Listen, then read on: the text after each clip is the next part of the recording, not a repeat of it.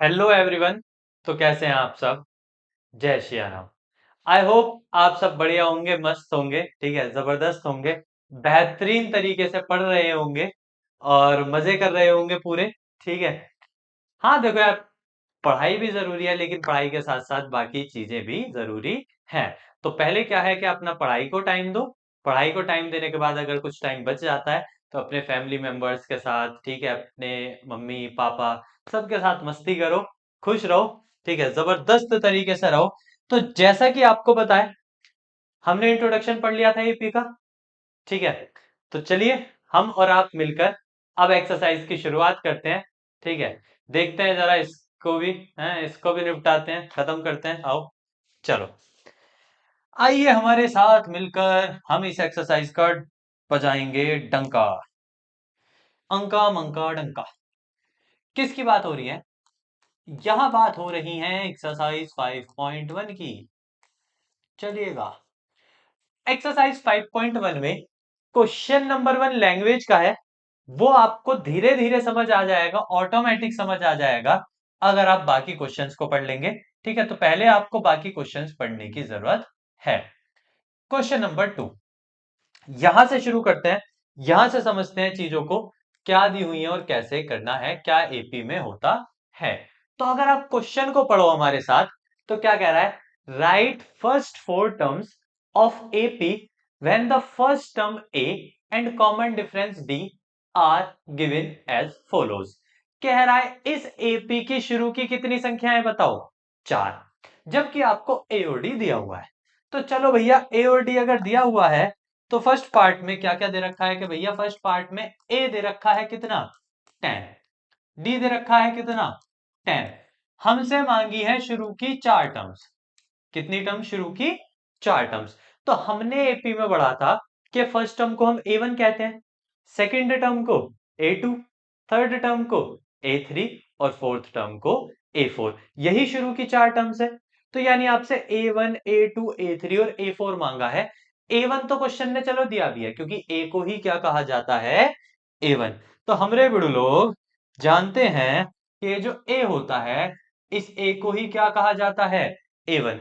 तो पहली टर्म तो हमें पता ही है, ठीक है, फर्स्ट 4 टर्म्स लिखनी है ना, तो पहली तो हमें पता है। तो शुरू करते हैं सेकंड टर्म से। हमसे मांगी है सेकंड टर्म। सेकंड टर्म क्या होती है? ए2।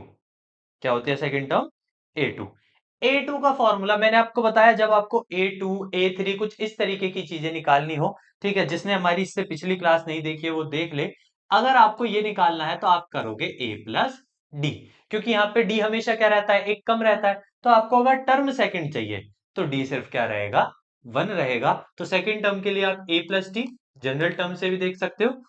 ए प्लस डी में ए कितना दिया हुआ है? 10। डी कितना दिया हुआ है? 10। 10 और 10, तो हमें ए2 मिल गया। अब हमें ए3 चाहिए। कौन चाहिए हमें? ए3। थर्ड टर्म चाहिए, तो थर्ड टर्म के लिए मैंने आपको बताया ए प्लस टू डी। 3 है तो डी कितने हो जाएंगे? 2 हो जाएंगे। अगर ये 3 है तो डी कितने हो जाएंगे? 2 हो जाएंगे। अगर डी 2 हो जाएंगे, ए की वैल्यू 10 है, डी की भी 10 है। 10 टू जा 20, 20 प्लस 10 30। आपको ए4 चाहिए। मैंने आपको बताया एक डी कम हो जाएगा, ए4 में हो जाएगा ए प्लस थ्री डी। ए प्लस थ्री डी में ए की वैल्यू कितनी दी हुई है आपको? 10। डी की भी वैल्यू कितनी दी हुई है? 10। 10 थ्री जा 30 और 30 और 10 40। तो यानी आप कह सकते हो इस तरीके से आप किसी भी एपी की फर्स्ट 4 टर्म्स निकाल सकते हैं। अगर आप किसी भी एपी की फर्स्ट 4 टर्म्स निकालना चाहते हैं तो कुछ इस तरीके से आप निकाल सकते हैं, जिसमें ए1 आपको दी हुई थी, फिर आपको निकालनी थी ए2 ए3 ए4। अब अगर हम बात करें क्वेश्चन नंबर 2 की, तो चलो ऐसा करते हैं, कुछ पार्ट्स हम करा देते हैं और कुछ पार्ट्स आपके लिए होमवर्क है। होमवर्क भी तो जरूरी है भैया, जब तुम खुद कोशिश नहीं करोगे तो कोई कितना भी पढ़ा ले नहीं सिखा पाएगा। खुद की प्रैक्टिस जरूरी है बबुआ, खुद की प्रैक्टिस बहुत जरूरी है। चलो, फर्स्ट टर्म क्या दी हुई है इसमें? -2। कॉमन डिफरेंस क्या दिया हुआ है? 0। अब आपको एक बात पता है, मैंने थोड़ी देर पहले ही बताई थी कि जो भी आपको फर्स्ट टर्म दी जाती है वही क्या कहलाती है? ए1। ए1 तो आपको दिया हुआ है। आपको क्या क्या चाहिए? ए2। A2 का formula A plus D. A plus D में A कितना है? -2। D 0 है। अगर आप टोटल करोगे तो कितना बनेगा? -2। फिर आपको क्या चाहिए? A2, A3। A3 क्या हो जाएगा? A plus 2D। एक D कम हो जाएगा। एक D कम हो जाएगा, D की तो वैसे भी वैल्यू 0 है। अगर आप इसका टोटल करेंगे तो भी -2। तो मैंने कहने का मतलब क्या है इस क्वेश्चन का, ये कहना चाहता है कि ऐसा भी कॉमन डिफरेंस हो सकता है जिसकी सारी टर्म्स क्या हो? सेम हो। बिल्कुल हो सकती है, ऐसी भी एपी हो सकती है जिसकी सारी टर्म्स सेम हो।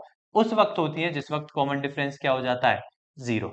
जिस वक्त कॉमन डिफरेंस जीरो हो जाता है उस वक्त किसी भी एपी की सारी टर्म्स सेम होती है। तो देख लो, क्योंकि सारी सेम आ रही हैं, कॉमन डिफरेंस जीरो होने पे एपी की सारी टर्म्स क्या हो जाती हैं?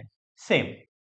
अब अगर बात करें क्वेश्चन नंबर 2 के सेकंड पार्ट की हो गई, थर्ड पार्ट आप खुद करेंगे। फोर्थ पार्ट हम आपको करा देते हैं। कौन सा पार्ट? Fourth part. चलो भैया, सेकंड का सेकंड पार्ट हो गया, थर्ड आप खुद करेंगे। Fourth part. फोर्थ पार्ट में क्या कह रहा है? कह रहा है ए की वैल्यू -1 है और डी की वैल्यू 1/2 है। कह रहा है बताओ भैया। चलो जी, कोई बात नहीं। अब होता क्या है कि फर्स्ट टर्म तो वो ए के रूप में खुद ही दे देता है, A1। हमें 4 तक चाहिए, तो हमें चाहिए भैया A2, A3, A4। तो A2 के लिए A प्लस डी, A3 के लिए A प्लस 2D और A4 के लिए A प्लस 3D। तो अगर आप यहां सारी वैल्यूज पुट करें, A की वैल्यू क्या दी हुई है क्वेश्चन में भैया? A की वैल्यू दी हुई है 1 माइनस का। A की वैल्यू है -1 और D की वैल्यू प्लस के 1/2। तो -1 प्लस 1/2 एलसीएम लेने के बाद आपको क्या बचेगा? -1/2। ये -1 दिया हुआ है, ये 2 इंटू 1/2 होगा। 2 से 2 कट जाएगा 1, प्लस 1 माइनस 1 क्या हो जाएगा? 0। जिसको कैलकुलेशंस नहीं हो रही हैं वो कैलकुलेशन खुद कर सकते हैं, ठीक है? खुद से कर लेना कैलकुलेशन। यार इतना तो कर ही सकते हो, कैलकुलेशन इतनी बड़ी तो है नहीं जो होंगी नहीं। तो यहां से 2 काट लेना, यहाँ एलसीएम ले लेना, ठीक है? यही नॉर्मल कैलकुलेशन है। और अगर आपको इनमें से कोई कैलकुलेशन नहीं आती, एलसीएम लेना नहीं आता, तो आप हमें बता देना, ठीक है? कमेंट्स कर देना। हम आपको कोशिश करेंगे जैसे ही हमारे पास कमेंट्स पहुंचे हम आपको उन्हें तुरंत से तुरंत रिप्लाई करने की पूरी कोशिश करेंगे। अगला दिया हुआ है 3 इंटू 1/2, ठीक है? तो अगर आप इसे देखें तो -1 प्लस 3/2 हो जाएगा। यहां एलसीएम ले लें आप। एलसीएम का तरीका दोनों की आपस में मल्टीप्लाई हो जाएगी, इसकी इधर हो जाएगी, इसकी इधर हो जाएगी। -2 प्लस 1 1 होता है। तो यानी आंसर आ रहे हैं -1/2, 0 और 1/2। ये आपका था पार्ट नंबर 4। अब उसी क्वेश्चन नंबर 2 के पार्ट नंबर अगर फिफ्थ की बात करें, ये देखो यार, बच्चे से सवाल है, यूं ही हो जाने चाहिए, टाइम नहीं लगाना है, छेड़ पैड़ हो जाने चाहिए, मिनट से पहले। सुन रहे हो नहीं सुन रहे हो? मिनट से पहले भैया। कॉमन डिफरेंस भी नेगेटिव दे रखा, सब नेगेटिव कर दो, सुधरो, कुछ पॉजिटिव मत छोड़ना। सारी चीजें नेगेटिव दे रखी है क्वेश्चन नंबर 2 के फिफ्थ पार्ट में। अब अगर सारी चीजें नेगेटिव है तो भी हमें कोई डर नहीं है, हम किसी से नहीं डरते। आपको पता है पहली टर्म तो वो खुद देता है ए के रूप में, भैया ए को ही A1 कहा जाता है। तो A1 तो दिया हुआ है, आपको चाहिए A2। तो बबुआ A2 का फॉर्मूला अब हम नहीं बताएंगे, बार बार बता बता के परेशान हो गए हैं। कुछ तो मूर्खों, कुछ तो रखो। A3 कैसे निकालोगे? A प्लस 2D से। A4 कैसे निकालोगे? A प्लस 3D से। ऐसे ही निकालने हैं सारे। चलो जल्दी से चालू हो जाओ। ए की वैल्यू -1.25, डी की वैल्यू -0.25। अब इन दोनों को कैलकुलेट कर लो, -0.5 बनेगा। चलो भैया, ओ -1.5 बनेगा। कुड़ुक कुड़ुक कुड़ुक गड़बड़ हो गई। -1.5, क्योंकि minus minus plus, sign minus करेंगे, हो प्लस जाएंगे। हो गए जी भैया। A प्लस 2D में -1.25 प्लस 2 इंटू -0.25। अब जब 0.25 किस में होगी तो 5 हो जाएगा, और वो इसके साथ ऐड होगा तो -1.75 हो जाएगा, कोई दिक्कत नहीं है। ए प्लस थ्री डी की -1.25 ए की वैल्यू, 3 अपनी जगह रहेगा, डी की वैल्यू -0.25, डी की वैल्यू -0.25। ठीक है, अब इसे कैलकुलेट कर लो, -1.25 3 की इसमें मल्टीप्लाई होगी तो -0.75, अगर आप टोटल करोगे तो ये माइनस का 2 बनेगा, तो मतलब आपके आंसर है -1.5, -1.75 और माइनस के 2। तो क्वेश्चन नंबर 2 क्लियर है। तो खैर इतना भी मुश्किल नहीं था।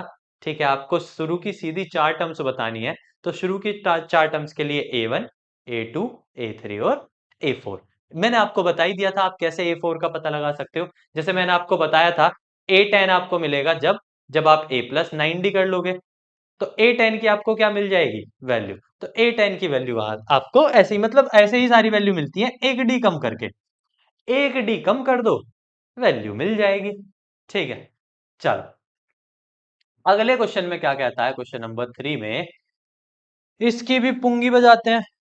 ओ मेरी जा मेरे को मजनू बनाकर, कहाँ चल दी प्यार की पुंगी बजाकर, बंगले के नीचे है ताला, घुसू कहाँ से मसाला, लैला की खिड़की खुली है, खिड़की के नीचे है नाला, खिड़की पे कोई खड़ा है, लैला का टाका बेड़ा है, मजे उड़ाती है मेरी मोहब्बत की पूंछ मार के, ओ मेरी ओ मेरी ओ मेरी मेरी मेरी मेरी मेरी आ ओ मेरी ऊ मेरे को मजनू बनाकर। अच्छा ठीक है, क्वेश्चन नंबर 3 है। ठीक है, 1 मिनट दें आप हमें, इतने आप क्वेश्चन नंबर 3 को पढ़ो भाई जल्दी से सारे। ठीक है, 1 मिनट है, एक छोटा सा काम कर ले हम। क्वेश्चन नंबर 3 को पढ़ो।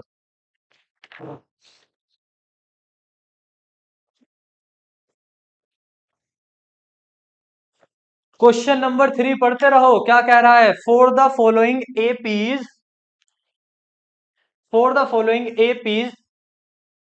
Right the first term and common difference.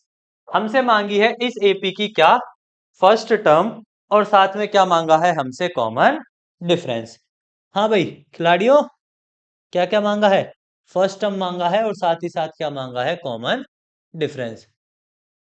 चलो हाँ भाई आ गए हम। ठीक है, एक छोटा सा जरा काम था।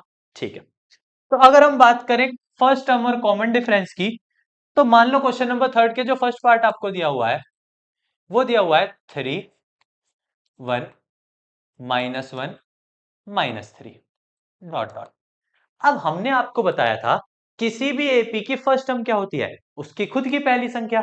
भैया उसकी खुद की ही पहली टर्म ले लो, वही उसकी क्या होती है भैया, फर्स्ट टर्म होती है। तो अगर हम बात करें तो एपी की फर्स्ट टर्म क्या हो गई यहाँ पे, एपी की फर्स्ट टर्म क्या हुई, उसकी पहली संख्या वो क्या होती है, वो होती है 3। इस एपी की पहली संख्या क्या है 3, तो वही उसकी फर्स्ट टर्म हुई।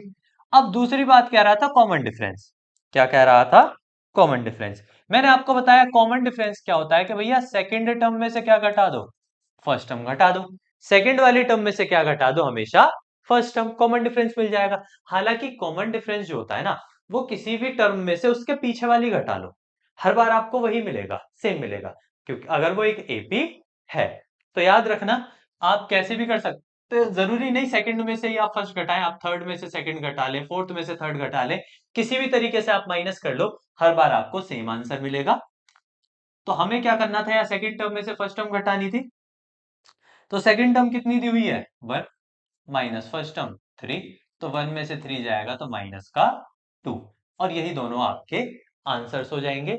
यही आपसे मांगे गए हैं, यही तो मांगा है, फर्स्ट टर्म और कॉमन डिफरेंस। तो एपी की फर्स्ट टर्म खुद पहली संख्या होती है, और उसका कॉमन डिफरेंस होता है second term minus first term, second में से फर्स्ट वाली घटा लो, क्या मिल जाता है उसका कॉमन डिफरेंस। यही अगर क्वेश्चन नंबर 3 के सेकंड पार्ट की बात करें, तो क्या कह रहा है, -5, -1, 3, 7 डॉट डॉट डॉट डॉट। ये दिया हुआ है आपको question second part, question number 3 का। अब अगर इस थर्ड के सेकंड पार्ट की बात करें, तो मैंने आपको अभी अभी बताया कि भैया जो फर्स्ट टर्म होती है वो खुद पहली संख्या है, तो पहली संख्या क्या है इसकी, -5। और अगर आपको कॉमन डिफरेंस चाहिए, तो आप सेकंड टर्म में से क्या माइनस कर लो, फर्स्ट टर्म, सेकंड टर्म -1 है उसमें से माइनस, और -1 में से माइनस कर लो किसको, -5 को, भैया सेकंड टर्म में से माइनस कर दो फर्स्ट टर्म। तो -1 है सेकंड टर्म, उसमें से माइनस कर दो इसको, तो -1 + 5 हो जाएगा। -1 + 5 की वैल्यू क्या आ जाएगी? 4। -1 + 5 की वैल्यू क्या आ जाएगी आपकी? 4। तो अगर हम बात करें तो ये आपके क्वेश्चन नंबर थर्ड के फर्स्ट और सेकंड पार्ट क्लियर है बड़े लोग? हाँ, क्लियर है कि नहीं बताइएगा। क्लियर तो होने चाहिए है। चलो, क्लियर होंगे, बिल्कुल क्लियर होंगे अगर आपने पिछली क्लास अच्छे से पढ़ी है। अब पिछली क्लास नहीं पढ़ी और उम्मीद करोगे सीधा क्लियर हो जाए, तो ऐसे कैसे हो जाएंगे? जब तक पिछली क्लास नहीं पढ़ोगे अगले क्लियर कैसे होंगे रे? तो पिछली क्लास पढ़ना जरूरी तो है ना? जरूरी है। तो या तो पढ़ ही आओ, और नहीं पढ़ के आए हो तो ऐसे ही कोशिश करते रहो समझने की, नहीं आएगा कुछ भी समझ। चलो, थर्ड पार्ट क्या कहता है? देखो ये तो हमसे पहले हो जाना चाहिए, कर दो। जितने हम क्वेश्चन लिखें समझाएं इतने तो क्वेश्चन कंप्लीट हो जाना चाहिए, यही तो बात है। तुम क्या है बैठ जाते हो, भैया बता रहे हैं भैया बताएंगे। अरे भैया तो बताते रहेंगे, तुम क्या करोगे? तो जल्दी से इसे कंप्लीट कर दो। हो गया? हो गया तो देख लो क्या सही करे हो गलत करे हो पता नहीं। अब अगर बात करें फर्स्ट टर्म, तो खुद जो पहली संख्या होती है वही फर्स्ट टर्म होती है जी भैया, इसी को हम फर्स्ट टर्म कहते हैं। और अगर आपको एपी में कॉमन डिफरेंस चाहिए तो भैया सेकंड टर्म में से क्या माइनस कर लो? First term. सेकंड टर्म क्या दी हुई है? 5/3। फर्स्ट टर्म क्या दी हुई है? 1/3। 5 में से बन जाएंगे 4/3। यही आंसर आ रहे थे या कुछ अलग कर दिए हो? हैं कुछ आल बबाल तो नहीं करे हो? हाँ, आल बबाल नहीं करना, यही आंसर आने चाहिए। ठीक है। अब अगर क्वेश्चन नंबर 3 क्लियर है, तो 3 का फोर्थ पार्ट यार कर लेना। देखो यार, अब क्या चाहते हो? सारा सारा हम ही दे क्या? है खुद तो कर लेना कुछ, हो जाएगा फोर्थ पार्ट। तुम नहीं करोगे कुछ भी, हमें ही कराना पड़ेगा। नहीं, कुछ तो बहुत समझदार बच्चे भी हैं, साथ हम साथ कर देते हैं एकदम।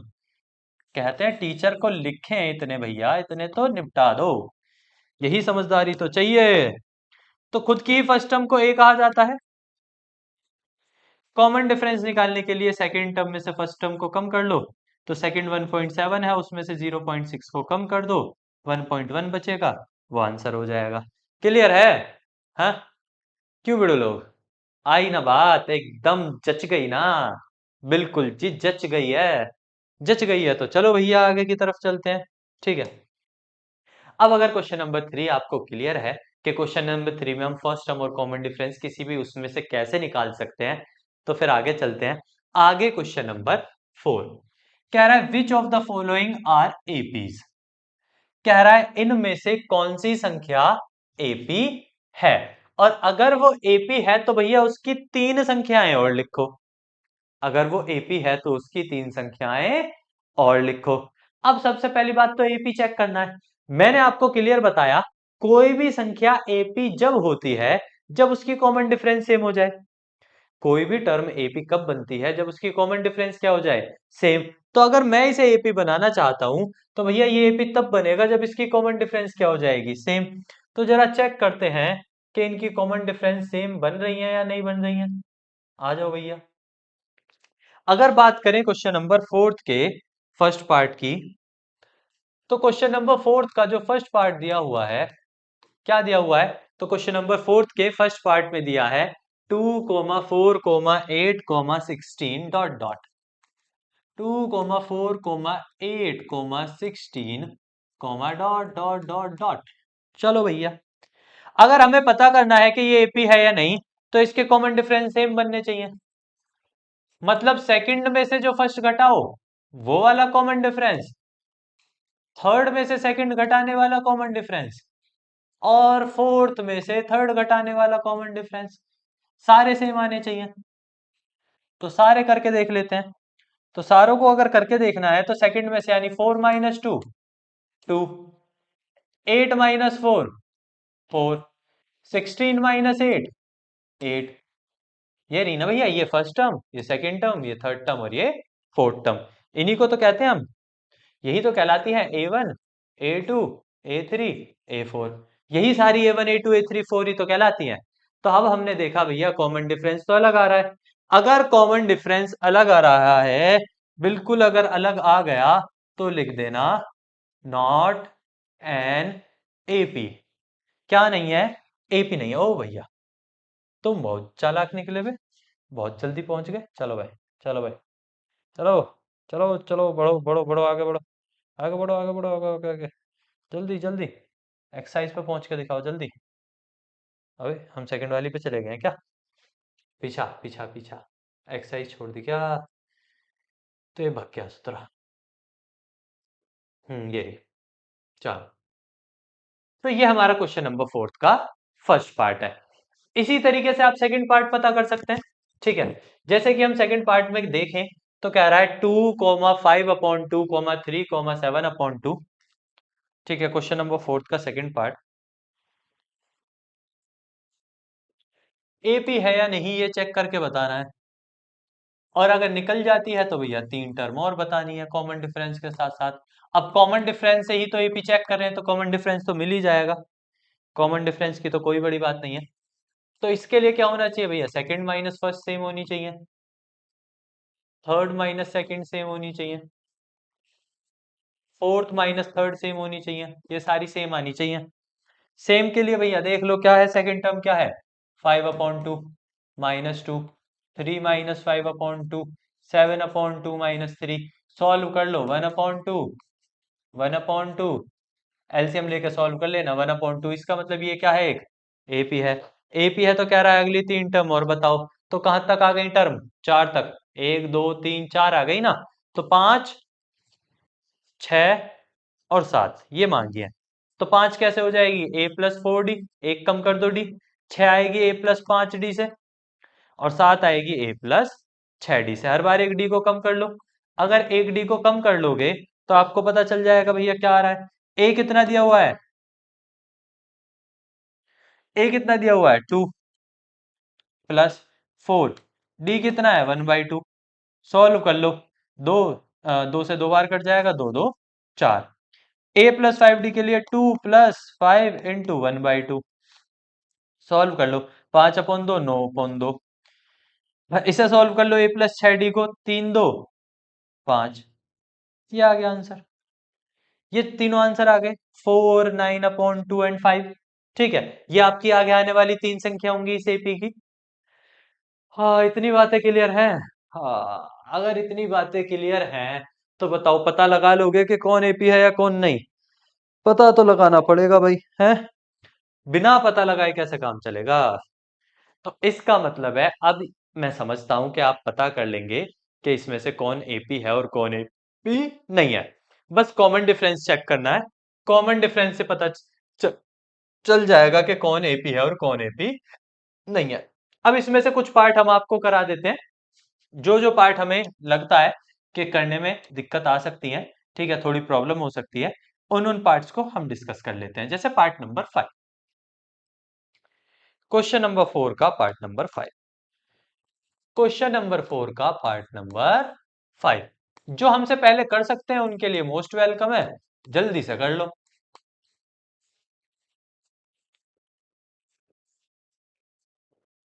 चलो, अब अगर आप इस एपी की डिफरेंस की बात करें, तो डिफरेंस का मतलब है भैया सेकेंड टर्म माइनस। अब सेकेंड टर्म क्या है? 3+√2 है, और जो फर्स्ट टर्म है वो 3 है। तो इस पार्ट में तो किसी को कोई दिक्कत होगी नहीं, प्लस के 3 से माइनस का 3 कट जाएगा, क्या बचेगा? √2 बच जाएगा। या इस पार्ट में किसी को कोई दिक्कत नहीं होगी।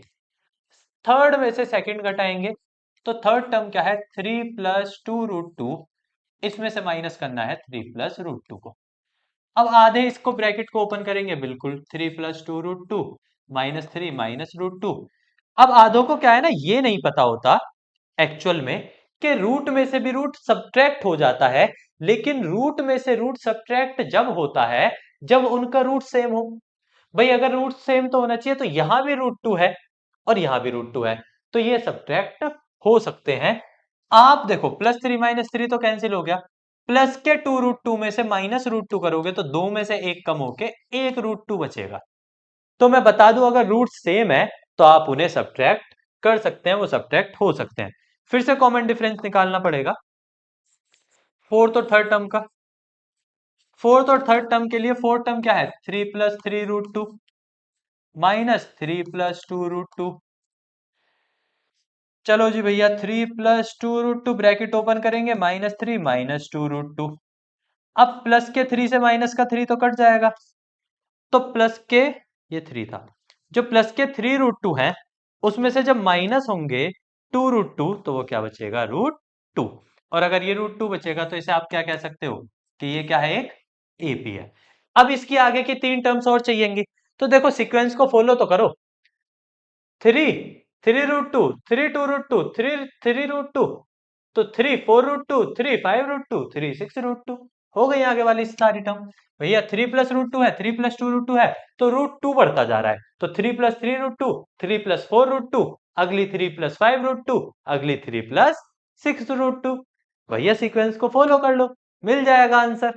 तो आगे आने वाली टर्म्स भी आप निकाल सकते हैं। तो आगे आने वाली टर्म्स क्या होंगी, अगर हम आपको लिख के दें तो वो टर्म्स होंगी 3 + 4√2, 3 + 5√2 और 3 + 6√2।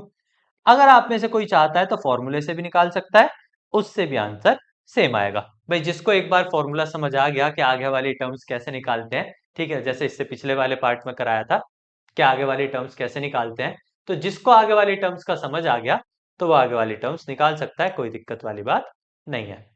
ठीक है, तो निकाली जा सकती है। चलिए आगे चलते हैं। हाँ बस, चलो पार्ट नंबर 6 7 8 ये आप ट्राई करना। ठीक है, नाइन्थ नाइन्थ तो ऑब्वियसली आप कर सकते हैं। बात करें 10th 11th 12th 13th 14th 15th, सारे कराने पड़ेंगे क्या? चलो 10th भी आप कर सकते हो, ए वाला। ठीक है, एक बार कोशिश कर लेना, अगर आप में से नहीं हो किसी से तो पूछ सकता है, कोई दिक्कत नहीं है।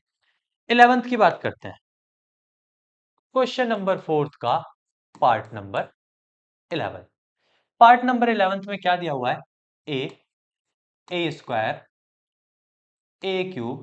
a⁴ ... अब हमें चाहिए भैया कॉमन डिफरेंस।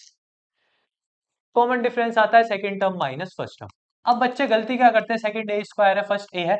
अब बच्चे गलती क्या करते हैं, वो करते हैं a² में से a घटा देते हैं। लेकिन मैं बता दूं पावर्स में से वैल्यू नहीं घटती। ठीक है, आप अगर क्वेश्चन नंबर 10th को देखो तो यहां दिया हुआ है 2a, तो 2a में से आप a घटा के a लिख सकते हो, 3a में से आप 2a घटा सकते हो, a लिख सकते हो। यानी सेम पावर्स के तो सब्ट्रैक्ट हो सकते हैं, लेकिन कभी भी डिफरेंट पावर सब्ट्रैक्ट नहीं हो सकती। एक एक्सेप्शन, जब तक वो कोई वैल्यू ना पुट कर दे। वैल्यू पुट करने के बाद तो सब्ट्रैक्ट हो ही जा सकती है, कॉन्स्टेंट्स हो जाते हैं ना, तो आप सब्ट्रैक्ट नहीं कर सकते, तो आंसर a² - a ही रहेगा। तो जब आप a3 - a2 करेंगे ना, तो a³ - a² हो जाएगा। अब जो आंसर है वो डिफरेंट हो गए, डिफरेंट हो गए तो आप सीधा सीधा कह सकते हैं क्या, नॉट एन एपी, ये एपी नहीं है। ये एपी नहीं है तो चलो क्वेश्चन नंबर 4 के 12th पार्ट पे चलते हैं। क्वेश्चन नंबर 4 का 12th पार्ट क्या कह रहा है, √2 √8 √18 √32 और डॉट डॉट। मैं आपको बता दूं √2 तो √2 ही रहता है, लेकिन √8 के फैक्टर करके उसे 2√2 लिख सकते हो। √18 के फैक्टर 3√2, रूट इसके 4√2। तो अगर आप देखो तो अब ये सीक्वेंस बना रहे हैं वैसे, ठीक है, लेकिन फिर भी चलो कॉमन डिफरेंस निकाल के चेक कर लो। a2 - a1, 2√2 - √2, √2 मैंने कहा सेम रूट माइनस हो सकते हैं, a3 - a2, 3√2 - 2√2, √2। फिर से कॉमन डिफरेंस निकाल सकते हैं, a3 के बाद a4 - a3 से 4√2 - 3√2, √2। तो अगर आप देखो सारी वैल्यू सेम आ गई, अगर सारी वैल्यू सेम आ गई तो आप कह सकते हो कि ये एक एपी है। अगर ये एक एपी है तो आपको इसके आगे की टर्म्स चाहिएंगी। ठीक है, तो आगे की क्या है, 4√2 है, तो आगे क्या फॉलो होगा, 4√2 के बाद आप जानते हो, 4√2 के बाद फॉलो होगा 5√2, 6√2 और 7√2। तो आगे की 3 टर्म्स ये हो जाएंगी 5√2, 6√2 एंड 7√2। देखो हमारा जल्दी पढ़ाने का ये रीजन है कि ये इतने ज्यादा मुश्किल नहीं है। इतने ज्यादा नहीं है कि आप इन्हें नहीं कर सकते या आपसे नहीं होंगे, ठीक है। नॉर्मल क्वेश्चन है, आप इन्हें बहुत प्यार से कर सकते हो। इसको भी अगर फैक्टर करके देखना हो जाए, ठीक है, तो ये एक एपी नहीं है वैसे तो मैं बता रहा हूं। अब इनकी बारी है 10/14 पार्ट की। क्वेश्चन नंबर 4 का 14th पार्ट क्या दिया हुआ है? 1 का स्क्वायर, 3 का स्क्वायर, 5 का स्क्वायर, 7 का स्क्वायर। आप जानते हो 1 का स्क्वायर 1, 3 का स्क्वायर 9, 5 का स्क्वायर 25, 7 का स्क्वायर 40। अब देख लो भैया इनका डिफरेंस करके क्या सेम बन रहे हैं नहीं बन रहे। डिफरेंस स्क्वायर्स के बाद करना, पहले ही मत करने लगना। A2 - A1, 9 - 1 को 9 - 1 क्या होता है 8। आप निकालेंगे A3 - A2, 25 - 9 जो कि 16 होता है। नहीं बन रहा, सेम नहीं है, नॉट एन एपी, एपी भी नहीं है। नहीं है तो जल्दी से 15th पार्ट देख लेते हैं क्वेश्चन नंबर 4 का।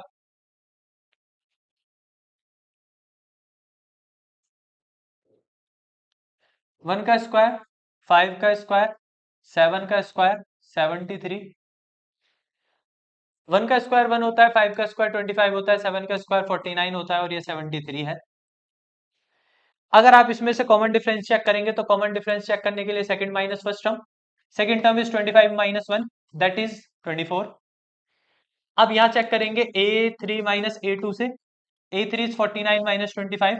अगर आप इसे चेक करेंगे दैट इज ऑल्सो 24। यहां चेक करेंगे A4 - A3, A4 कितना है 73 माइनस 49 दैट इज ऑल्सो 24। तो ये एक एपी है। और अगर ये एक एपी है तो इसके आगे की 3 टर्म्स चाहिएंगी। तो इसके आगे की 3 टर्म्स निकालने के लिए आप फॉर्मूला लगा सकते हो, वरना हर बार क्या कर लो +24 कर लो। 73 में अगर 24 ऐड करेंगे तो पहला 97 बनेगा। इसमें 24 ऐड करेंगे तो ये बनेगा 121। इसमें 24 ऐड करेंगे तो ये बनेगा 145। तो ये आगे आने वाली इसकी 3 टर्म्स होंगी। आप चाहे फॉर्मूला लगा के निकाल सकते हैं। अब बाकी के जो पार्ट रह गए वो इजी है, आप ट्राई कर सकते हैं कि कौन एपी है और कौन एपी नहीं है। अब अगर बात करें क्वेश्चन नंबर 1 की, in which of the following situation does list number involve making an arithmetic progression. कह रहा है किस केस में ये एक अरिथमेटिक प्रोग्रेशन बना रहे हैं। अब कह रहा है टैक्सी का जो फेयर है, क्या है टैक्सी का fair after each kilometre when the fair is ₹15 for first and 8 for each. आप जानते हो कह रहा है भैया पहले तो 15 रुपए लूंगा और फिर हर किलोमीटर के 8 रुपए और लूंगा, तो 15 के बाद 8 क्या लेगा 23 लेगा। 15 के बाद 8 क्या लेगा 23 लेगा, ठीक है। 15 रुपए लेगा, 15 और 8 23 रुपए लेगा। कह रहा है इसी तरीके से लूंगा हर बार जब 8 ही रुपए बढ़ेंगे। भाई किसी भी चीज में हर बार 8 रुपए बढ़ेंगे, तो आप जानते हो हर बार अगर सेम रुपए बढ़ेंगे इसका मतलब है कि वो हर बार डिफरेंस सेम रहेगा। भाई यहाँ +8 हो रहा है, कह रहा है ना हर किलोमीटर पे 8 ही लूंगा, फिर अगले किलोमीटर के लिए 8 लेगा, फिर अगले किलोमीटर के लिए 8 लेगा। जब हर बार सेम ही ले रहा है तो ये क्या हुई एक एपी हुई। चलो कह रहा amount of air present in a cylinder when a vacuum pump removes 1/4 of the air remaining in the cylinder at a time. Amount of air present in a cylinder when a vacuum pump removes, ठीक है, 1/4 of air remaining in the cylinder at a time. चलो तो आप कह दो भैया ये भी नहीं है। क्यों नहीं है? क्योंकि धीरे धीरे घटनी चाहिए थी। उसमें क्या हुआ एक साथ 1/4 हो गई, तो एपी नहीं बनेगा। अगले में आ जाओ। Cost of digging well after every metre of digging when it cost इतने for the first metre and rises by इतने फॉर ईच। कह रहा है पहले तो मैं 150 रुपए लूंगा खोदने के, फिर जितना खुदवाते जाओगे 50 रुपए फालतू, 150 के बाद 200, 200 के बाद 250। तो हर बार +50 कर रहा है ना, कह रहा है हर बार के लिए +50 कर लो। तो इसका मतलब ये एक एपी है, तो ये एक एपी मानी जाएगी। अब अगर आपको यहां अगर इस क्वेश्चन को करना है तो मैं आपको एक सिंपल सी चीज बता देता हूं, कंपाउंड इंटरेस्ट। किसके बारे में? Compound interest. कंपाउंड इंटरेस्ट क्या होता है ना, कंपाउंड इंटरेस्ट ऐसा इंटरेस्ट है जो इंटरेस्ट पर भी लगता है। मतलब आप बैंक गए, बैंक में आपने 500 रुपए जमा किए, 1 साल बाद बैंक ने आपको 550 दिए, ठीक है। आपके जो 50 रुपए एक्स्ट्रा हैं वो आपने तो जमा नहीं किए, वो कौन दे रहा है आपको? बैंक। लेकिन बैंक क्या करता है कंपाउंड इंटरेस्ट में, कि जब वो 550 बैंक के अंदर रहेंगे ना, अगली साल सेकंड ईयर में, मतलब जब दूसरी साल पूरी होगी, तो 500 रुपए पे 50 तो देंगे ही देंगे, उस 50 रुपए पे भी आपको 1 या 2 रुपए फालतू कर देंगे, जिसकी वजह से क्या होगा, हर साल ना पैसों में डिफरेंस आएगा। भाई 1 साल आपको 50 रुपए मिले, अगले साल हो सकता है आपको 52-53 रुपए दे दे, क्योंकि उस 50 पे भी तो लगा के देंगे ना कुछ। तो हर साल क्या है, अलग डिफरेंस हो जाता है। डिफरेंस होने की वजह से आप कहोगे कि ये एक एपी नहीं है, क्योंकि हर साल डिफरेंस क्या रहेगा, अलग रहेगा। भैया आप 50 रुपए मिल रहे हैं, अगली बार पता नहीं कितने मिलेंगे, तो हर बार डिफरेंस अलग होने की वजह से आप कह सकते हैं कि ये एक एपी नहीं है। तो यहां हमारी एक्सरसाइज 5.1 कंप्लीट होती है। आई होप आपको चीजें समझ आई होंगी। मुझे पता है मैंने थोड़ा सा सही तरीके से, मतलब थोड़ा तेज पढ़ाया है, लेकिन तेज पढ़ाने का रीजन यही है कि एक्सरसाइज इजी थी और आपको चीजें समझ आ जाएंगी जल्दी, आराम से ही, प्यार से ही समझ आ जाएंगी। इसी के साथ आज की क्लास हम यहीं समाप्त करते हैं, फिर मिलेंगे अगली क्लास के लिए। तब तक के हमारे साथ जुड़े रहिए और अपना ध्यान रखिएगा। जय श्री राम।